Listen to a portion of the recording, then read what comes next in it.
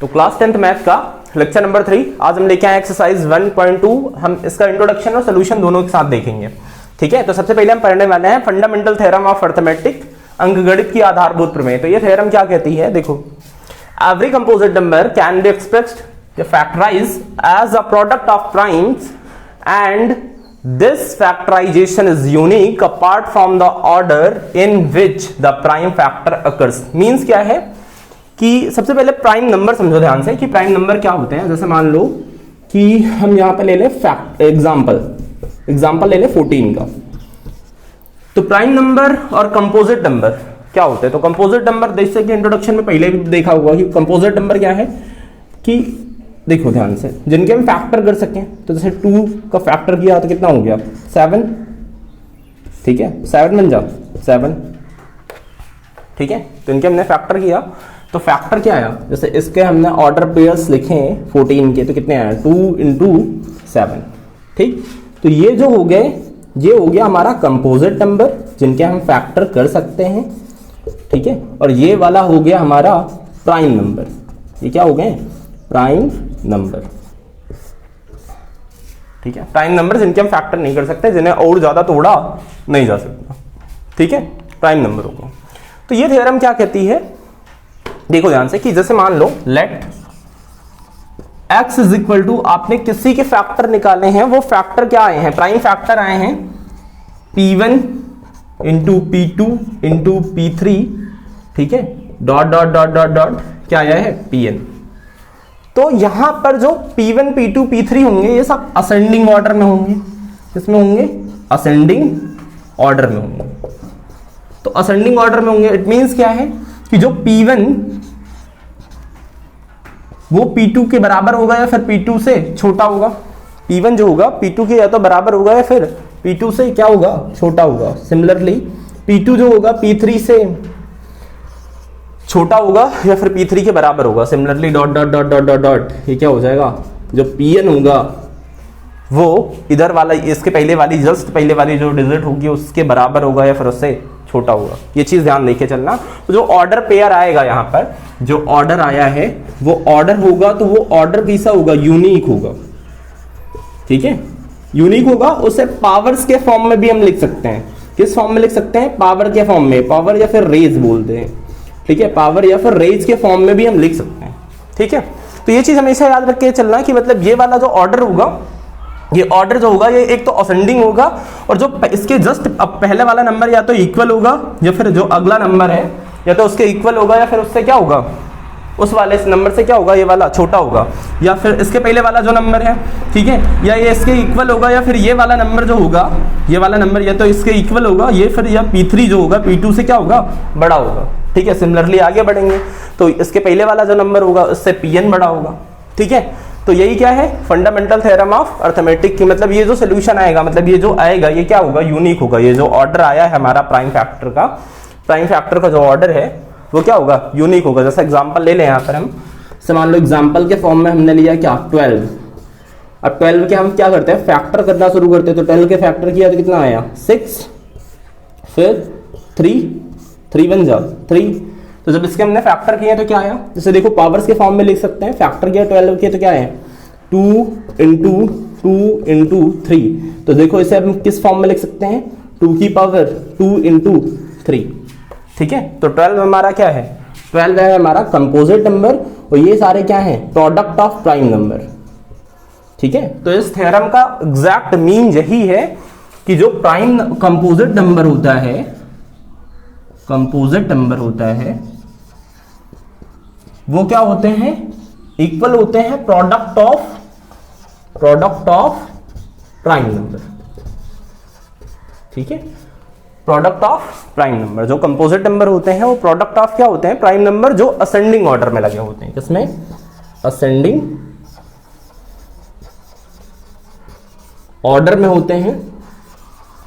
और दूसरी बात, जो ऑर्डर होता है, जो ऑर्डर होगा वो ऑर्डर कैसा होगा, यूनिक। ठीक है, वो ऑर्डर कैसा होगा, यूनिक। मतलब बस एक ही ऑर्डर बन सकता, दूसरा ऑर्डर नहीं बनेगा। यूनिक का मतलब क्या है, जो ऑर्डर होगा वो एक ही ऑर्डर बन सकता है, दूसरा ऑर्डर नहीं होगा, वो ऑर्डर यूनिक होगा।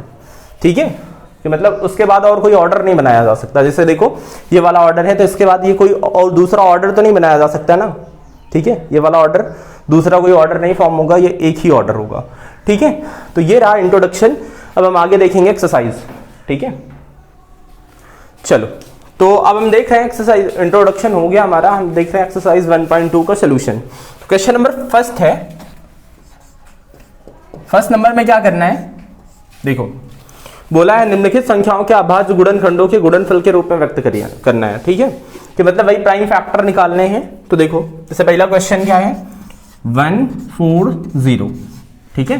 तो अब क्या करते हैं, इसके फैक्टर करते हैं, फैक्टर करेंगे कितना 140, तो फैक्टर करेंगे पहले 2 से, तो यहाँ कितना आएगा 70, फिर 2 35, फिर कितने से जाएगा 5 7 7 बन जाओ 7। तो जब इसके हमने फैक्टर किए तो क्या फैक्टर आए 140 के फैक्टर आए क्या 2 इंटू 2 इंटू 5 इंटू 7, ठीक है। देखो अब देखो जरा इनको हम प्रोडक्ट करते हैं तो कितना 5 7 के 35, 35 दूनी की 70, ठीक है 70, और 2 से मल्टीप्लाई कर देंगे कितना हो जाएगा 140, ठीक है। तो अब देखो जरा ध्यान से कि ये वाला हमारा क्या है, ये हमारा P1 है, ये हमारा क्या है P2 है, ठीक है। ये क्या है P3 है, ये वाला क्या है P4 है। ये कंडीशन सेटिस्फाई नहीं हो रही है, ये वाली हो रही है ना कि P1 जो होगा P2 के इक्वल होगा या फिर बड़ा होगा, ठीक है। और या फिर P2 जो होगा P1 जो होगा P1 वो P2 से या तो छोटा होगा या फिर P2 के बराबर होगा। इसी तरह जो P2 होगा वो P3 से छोटा होगा या फिर P3 के बराबर होगा। सिमिलरली P4 जो होगा वो क्या होगा, P4 जो होगा वो इससे छोटा होगा P3 से, ठीक है। P4 जो होगा ये P3 से बड़ा होगा या फिर बराबर होगा, ठीक है। तो देख लो ये वाला पूरा का पूरा फॉर्मेशन वही है ना। तो अब देखो इसे हम ऑर्डर पेयर के फॉर्म में कैसे, स्क्वायर के मतलब पावर्स के फॉर्म में कैसे लिख सकते हैं, इस चीज को हम पावर्स के फॉर्म में कैसे लिखेंगे। तो देखो जरा ध्यान से, मतलब ये तो जस्ट समझाने के लिए बताया गया है, ठीक है। ये वाला जस्ट समझाने के लिए बताया गया। तो इससे देखो ऑर्डर मतलब पावर्स के फॉर्म में कैसे लिखेंगे, तो इसकी 2 की पावर कितनी है 2 इंटू 5 इंटू 7, ठीक है। बहुत सिंपल है, ठीक है, कर सकते हैं आगे वाले जितने भी क्वेश्चन है, ठीक है। सेकेंड 3 4 5, ठीक है, डू योर सेल्फ, ठीक है, बहुत ईजी। अगला हम देख रहे हैं क्वेश्चन नंबर 2। तो क्वेश्चन नंबर 2 में क्या बोला है, क्वेश्चन नंबर 2 में बोला है निम्नलिखित युग्मों के HCF और LCM फाइंड करना है, ठीक है। तथा इसकी जांच करिए कि दो संख्याओं का गुणनफल is equal to HCF into LCM। मतलब सबसे पहले तो सबसे पहले क्या निकालना है HCF एंड LCM। तो HCF क्या होता है हाईएस्ट कॉमन फैक्टर, ठीक है, और LCM लोवेस्ट कॉमन फैक्टर, ठीक है। हिंदी में बोले तो क्या निकालना है महत्तम समापवर्तक और यहाँ पर लघुत्तम समापवर्तक, ठीक है। HCF और LCM निकालना है और ये भी चेक करना है कि PX into QX is equal to क्या होगा LCM इंटू HCF, ठीक है। ये चेक करके बताना है क्या कि ये सही है, ठीक है। तो ये हम देखने वाले हैं। चलो क्वेश्चन सॉल्व करते हैं, सीधा क्वेश्चन नंबर 2 उठाते हैं। तो 2 का हम क्वेश्चन नंबर कौन सा ले रहे हैं फर्स्ट, 2 का क्वेश्चन नंबर ले रहे हैं फर्स्ट नंबर में क्या है 26 एंड 91। तो 26 के पहले सबसे पहले फैक्टर करते हैं। तो 26 के फैक्टर करेंगे तो 26 के फैक्टर हो जाएंगे हमारे 2 से डिवाइड करेंगे कितना आ जाए 2 1 जा 2 2 3 जा 6 13 बन जा 13, ठीक है। फिर हम फैक्टर करते हैं 91 की, ठीक है। तो पहले 7 से फिर 13 बन जा 13। तो अगर हम 26 के फैक्टर देखें 26 के फैक्टर क्या हुआ 2 इंटू 13, और अगर हम 91 के फैक्टर देखें तो 91 इज इक्वल टू 7 इंटू 13, ठीक है। अब ये तो पता ही है ना कि 26 और 91 कंपोजिट नंबर, तभी तो इनके फैक्टर हुए हैं, ठीक है। तो अगर हमें HCF फाइंड करना है, क्या फाइंड करना है HCF, तो बिल्कुल इजी होता है। HCF में हम क्या लेते हैं कॉमन वाला एलिमेंट ले लेते हैं। तो ये कॉमन कौन सा है, ये कॉमन है, कॉमन क्या दिख रहा है 13। और जब हमें LCM फाइंड करना है तो सबसे पहले तो हम कॉमन लिखते हैं, जो नॉन कॉमन है उनको भी लिख लेते हैं। तो 13 हमारा कॉमन था, नॉन कॉमन क्या है 2 इंटू 7, ठीक है।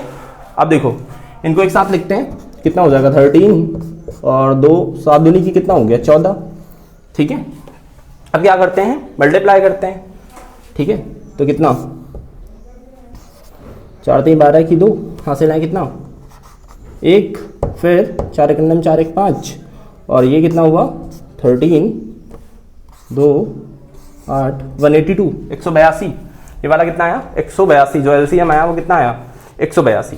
अब देखो इस चीज को हम चेक करते हैं यहाँ, ठीक है, इसको चेक करते हैं कि LCM P X into Q X is equal to LCM into S C F होता है कि नहीं होता।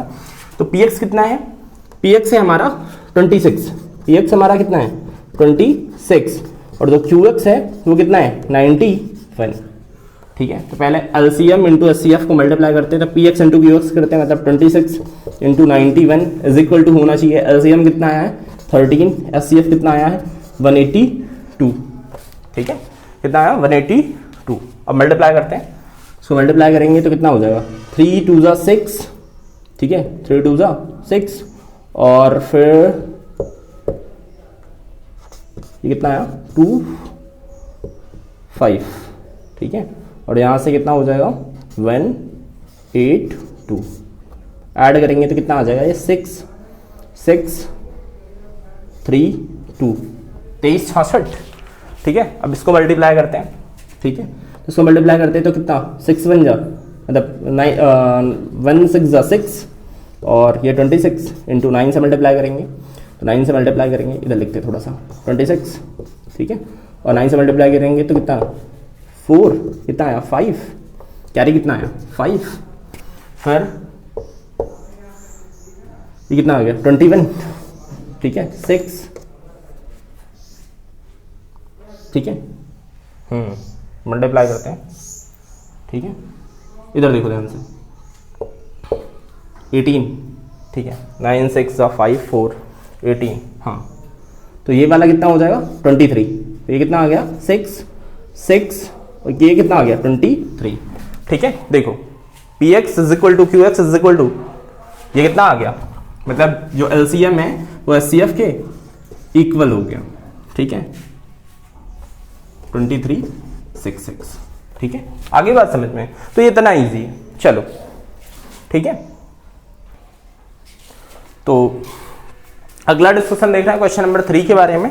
तो 3 में क्या करना है कि आभाज्य गुणनखंड विधि द्वारा निम्नलिखित पूर्णांकों का एचसीएफ और एलसीएम निकालना है। ठीक है, तो फैक्टराइजेशन मेथड से करना है, एलसीएम और एचसीएफ निकालना है। 2 के जितने भी क्वेश्चन हैं आगे वाले जो बचे हैं उसको डीवाईएस डू योरसेल्फ, ठीक है, खुद करना है। ठीक, वैसे कुछ ज़्यादा कठिन क्वेश्चन है नहीं जो करवाया जाए। ठीक है, क्वेश्चन नंबर 3, तो 3 का पहला क्वेश्चन देख रहे हैं। पहला क्या है, यहाँ 3 में क्या निकालना है, एचसीएफ एंड एलसीएम निकालना है, 2 चीज़ें निकालनी है।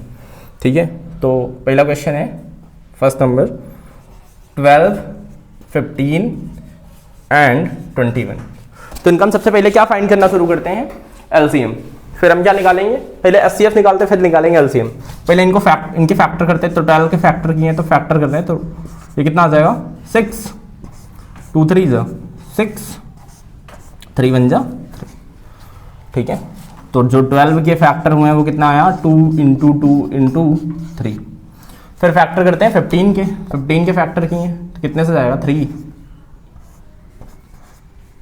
फिर 5 1 जा 5।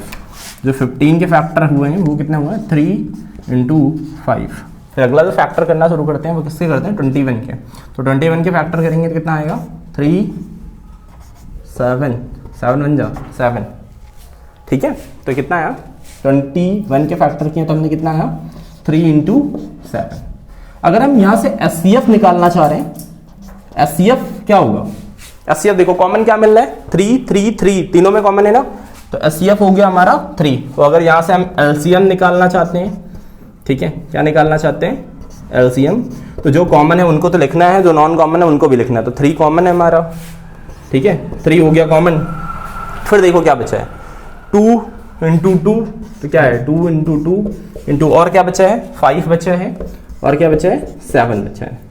ठीक है, तो ये कितना हो गया 3 दूनी की 6 6 दूनी 12 और 5 सत्ते के 35। ठीक है, ठीक है, अब क्या करना है, इनको मल्टीप्लाई करना है, वही आपका एलसीएम हो जाएगा। ठीक है, इनको मल्टीप्लाई करने के बाद क्या मिल जाएगा एलसीएम। चलो अगला क्वेश्चन देखते हैं, क्वेश्चन नंबर 4। बाकी 3 के जितने भी पार्ट करने हैं खुद करने हैं, डीवाईएस डू योरसेल्फ, ठीक है, खुद करिए। ठीक, बहुत इजी है। क्वेश्चन नंबर 4 देख रहे हैं, तो फोर्थ नंबर में क्या क्या गिवन है? गिवन है एचसीएफ किसका किसका, ये हमें गिवन है एचसीएफ हाईएस्ट कॉमन फैक्टर किसका, 306 का एंड 657 का, कितना है 9, ठीक है। तो एलसीएम निकालना है, एलसीएम किसका निकालना है, 306 एंड 657, किसका 657, इनका एलसीएम क्या होगा। एचसीएफ हमें गिवन है, एलसीएम निकालना है, ठीक है। तो कैसे निकालेंगे देखो ध्यान से। सबसे पहले हम क्या कर लेंगे, हमें पता है कि px इज इक्वल टू कितना है, px इज इक्वल टू है 306, मतलब फर्स्ट वाला जो नंबर है वो कितना है 306, और जो qx हमारा वो कितना है 657, qx कितना है 657। तो हमें नंबर पता है क्या, px into qx, px into qx is equal to LCM into HCF, ठीक है। यहां से क्या फाइंड करना है, एलसीएम, तो एलसीएम फाइंड करना है तो क्या हो जाएगा px into qx over HCF, यही तो होने वाला है, ठीक है। यहां से क्या निकालना है, px into qx is equal to LCM into HCF, ठीक है। तो यहां से हमें क्या निकालना था, एलसीएम, तो एचसीएफ को हम क्या कर देंगे, इसके डिवाइड में भेज देंगे, तो कितना हुआ px into qx over HCF. तो px की वैल्यू कितनी है 306 और qx की वैल्यू कितनी है 657 ओवर एचसीएफ कितना है 9, तो 9 से डिवाइड करेंगे,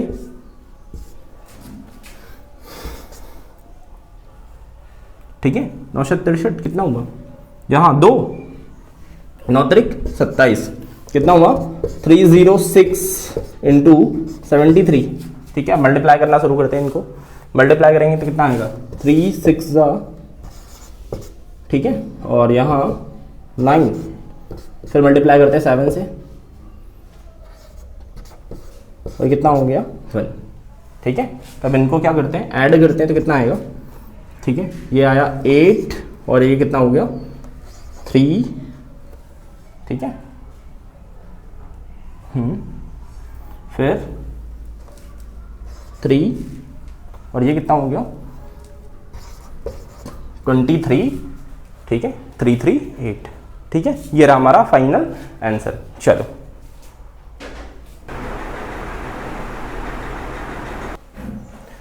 तो अगला डिस्कशन है क्वेश्चन नंबर 6 के बारे में। 5 बताना पहले, क्वेश्चन नंबर 5 क्या है, हाँ 5 ही करना है। जांच करिए कि क्या किसी प्राकृतिक संख्या n के लिए 6 की पावर n अंक 0 पर समाप्त हो सकता है, ठीक है। तो देखो जैसे मान लो क्या चेक करना है, 6 की पावर n, ठीक है, क्या एंड्स विद 0 होगा, एंड विद 0, ठीक है। 0 पर एंड होगा नहीं, ऐसा तो नहीं होगा। देखो ऐसा क्यों नहीं होगा, कॉज क्या है कि कोई भी नंबर अगर 0 से एंड हो रहा है, 0 से क्या हो रहा है एंड हो रहा है, तो वो देन वो डिविजिबल होना चाहिए, किससे होना चाहिए, वो डिविजिबल होना चाहिए, डिविजिबल बाई 10, वो 10 से डिविजिबल होना चाहिए, ठीक है। या फिर अदर फॉर्म में क्या कह सकते हैं, उसके फैक्टर क्या होने चाहिए, 2 इंटू 5 के फॉर्म में कुछ होने चाहिए, ठीक है। डिविजिबल किससे होना चाहिए 10, ठीक है। उसके फैक्टर किससे 2 या 5 के फॉर्म में होने चाहिए, तभी तो डिविजिबल बाई 10 होना ही चाहिए। या तो 2 से डिवाइड कर सकते हैं उसे, 5 से भी डिवाइड कर सकते हैं, ठीक है। तो तभी कोई नंबर 0 पे एंड हो सकता है। तो अगर हम 6 के फैक्टर करें 6 की पावर n की, तो 6 की पावर n को हम ऐसा लिख सकते हैं, अंदर फैक्टर करेंगे 6 को, तो हम क्या लिखेंगे 2, देखो ऐसा लिख सकते हैं 6 की पावर n, तो 6 की पावर n को जब हम तोड़ेंगे अंदर, तो क्या इसके फैक्टर करते हैं 6 की पावर 6 के फैक्टर करेंगे, तो हम इसे लिख सकते हैं 2 इंटू 3 इसकी पूरी की पावर n, ठीक है। तो यहां पर तो कहीं 2 तो है लेकिन 5 तो है नहीं, ठीक है। 2 तो है लेकिन 5 तो नहीं है, तो 5 नहीं है, सो इट कैन नॉट, ठीक है। क्या बताना है, एंड विद 0, एंड विद 0, 0 से एंड नहीं होगा, ठीक है। ये चीज समझ में आई क्वेश्चन नंबर 5। चलो अगला देखते हैं क्वेश्चन नंबर 6 के बारे में।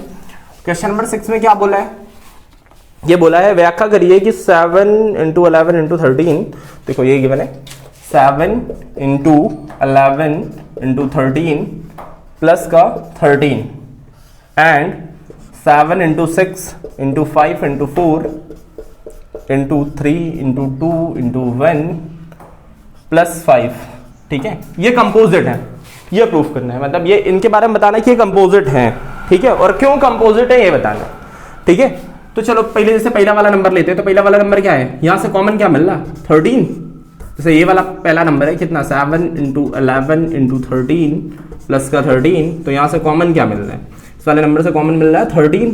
13 कॉमन हुआ तो क्या लिख सकते हैं, अंदर क्या बचा, 7 इंटू 11 प्लस का 1, तो कितना हो गया 13, ये कितना हो गया 77 प्लस का 1, तो ये कितना हो गया 78 इंटू 13, या फिर 13 इंटू 78। अब देखो जरा इसके हम क्या कर सकते हैं, इसके हम फैक्टर कर सकते हैं ना, फैक्टर कर सकते हैं। तो ये क्या हुआ, ये हमारा कंपोजिट नंबर हुआ, क्या हुआ, ये कंपोजिट नंबर हुआ।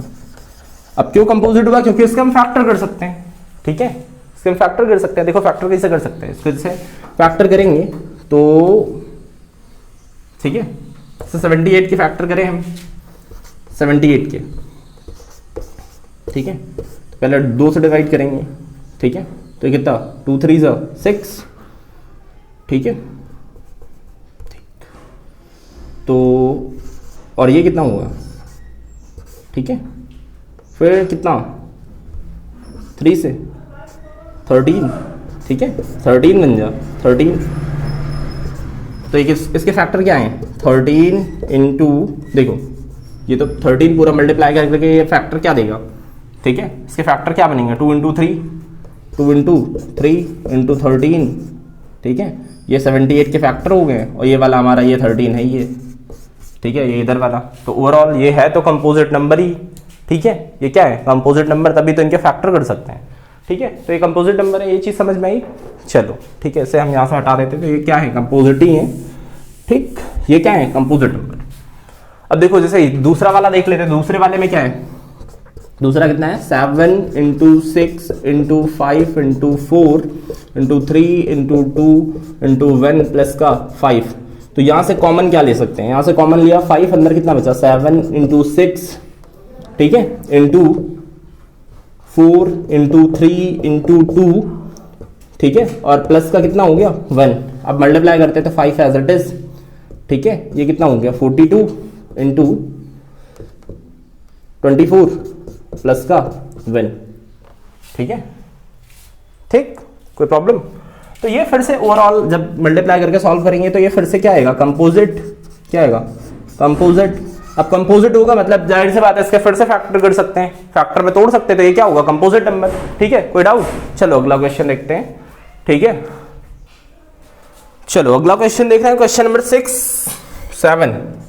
क्वेश्चन नंबर 7, क्वेश्चन नंबर 7 में क्या बोला गया, किसी खेल के मैदान के चारों ओर एक वृत्ताकार पथ है, इस मैदान का एक चक्कर लगाने में सोनिया को 18 मिनट लगते हैं, जबकि इसी मैदान का चक्कर लगाने में रवि को 12 मिनट लगते हैं। मान लीजिए कि वे दोनों एक ही स्थान पर एक ही समय से पर चलना प्रारंभ करते हैं, मतलब एक ही दिशा में चलना प्रारंभ करते हैं, तो कितने समय बाद वो पुनः उसी स्थान पर मिलेंगे। तो मान लो एक सर्कुलर पाथ है हमारा, ठीक है, कोई सर्कुलर पाथ है मान लो ये। अब इस वाले पॉइंट से मान लो रवि एंड सोनिया, ठीक है, ये मान लो रवि है, ठीक है, छोटे से, चलो ये मान लेते हैं सोनिया है, ठीक है, ये सोनिया है। ये दोनों लोग एक ही पॉइंट से दौड़ना शुरू करते हैं यहां से। तो कह रहे हैं कि कितने टाइम बाद, ठीक है, देखो रवि को कितने मिनट लगते हैं, रवि को जो टाइम लगता है, रवि को जो टाइम लगता है वो लिखते हैं 12 मिनट, ठीक है, एक चक्कर लगाने में।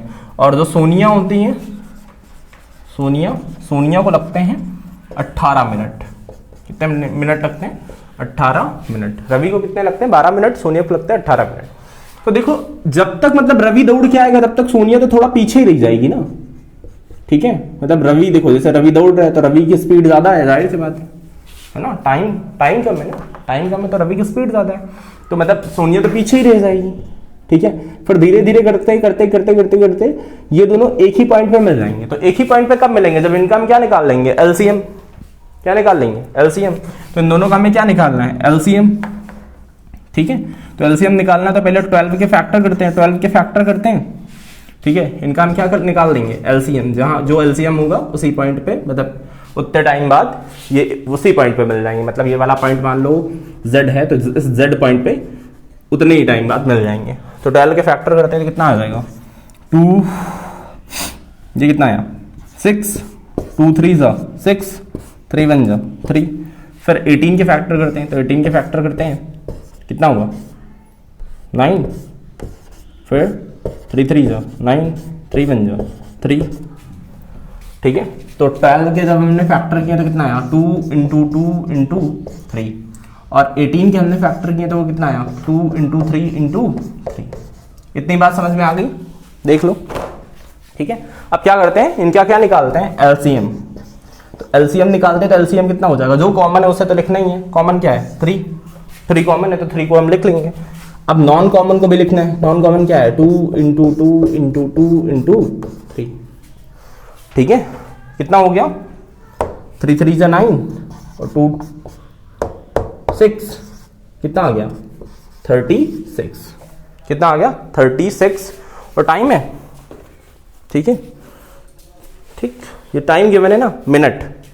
ठीक है, तो जो आंसर आया हमारा वो कितना आया 36 मिनट। ठीक है, 36 मिनट बाद दोनों इसी पॉइंट पर मिल जाएंगे। ठीक है, z पॉइंट पे 36 मिनट बाद मिल जाएंगे। तो ये हमारी एक्सरसाइज का आखिरी क्वेश्चन था। ठीक है, तो नोट कर लो। चलो, तो यहीं से हम क्या करते हैं, यहीं पर हम अपने लेक्चर को एंड करते हैं। थैंक यू, पढ़ाई करते हैं।